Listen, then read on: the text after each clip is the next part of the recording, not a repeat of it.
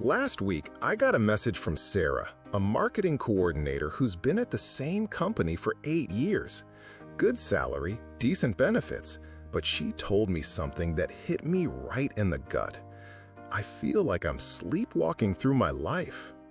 I stared at that message for a long time because, honestly, I've been there. And if you're watching this, I'm guessing you might be there too. 3 years ago, I was sitting in my own corporate cubicle, making decent money in marketing, and I had this moment where I looked around and thought, is this it? Is this my life? I started interviewing people who were dealing with this exact struggle, not for some grand research project, just because I needed to know I wasn't crazy for wanting something different. What I found changed everything for me. And today, I want to share those conversations with you. Let me tell you about Mike.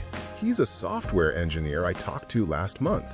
Makes 6 figures, great benefits, but he's been wanting to start a woodworking business for 3 years. The problem, he's got a mortgage, 2 kids, and every time he thinks about leaving, he hears his dad's voice saying, "Don't be stupid, Mike. You've got a good thing." I get it. My own family said the same thing when I started questioning my path. You're being ungrateful. People would kill for your job. Here's what I've learned from all these conversations. The longer you stay in a job that doesn't fit who you are, the harder it becomes to remember what you actually wanted. And it's not because you're weak, it's because comfort has this sneaky way of reshaping our dreams to match our circumstances. Then there's Lisa. She left her corporate HR job 2 years ago to become a freelance graphic designer. Some months she makes more than her old salary. Other months, she's eating ramen and calling her mom at 2 a.m. wondering if she made the biggest mistake of her life. But here's what she told me, and I'll never forget this. Even on the worst days, I'm solving problems I actually care about. That hit me hard because I realized I couldn't say the same thing about my corporate job. I was solving problems that made someone else rich, but didn't make me feel alive. But here's where my perspective completely shifted. I was talking to Mike again 6 months later, and he said something that changed how I think about this whole dilemma. He didn't quit his job. Instead, he started spending Saturday mornings in his garage. Small projects first, a coffee table for his sister, some shelves for a neighbor. When I caught up with him recently, he had a waiting list of customers and a concrete plan to go part-time at his day job. Not because some YouTuber told him to follow his passion, but because he built a bridge between where he was and where he wanted to be. This is when I realized I'd been thinking about this all wrong. It's not about choosing between security and fulfillment, it's about using one to build the other. After talking to all these people, I started seeing a pattern. The ones who successfully made the transition, they didn't make dramatic leaps. They made strategic moves. They used their stable income to fund their experiments. They treated their passion like a real business from day one, not just a hobby.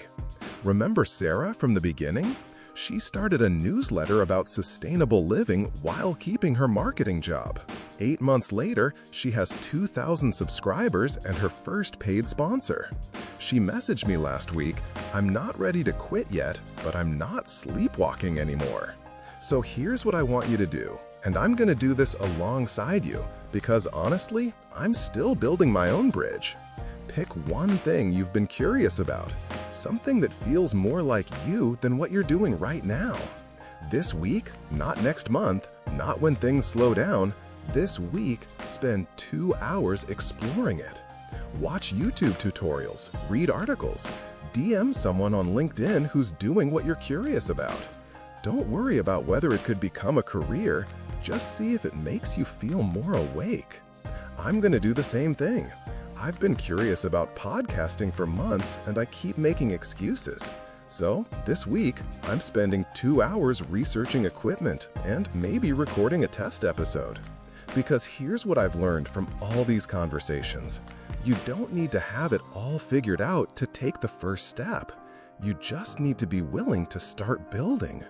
Drop a comment and tell me what you're curious about exploring. I read every single one, and honestly, your curiosity might be exactly what someone else needed to hear about.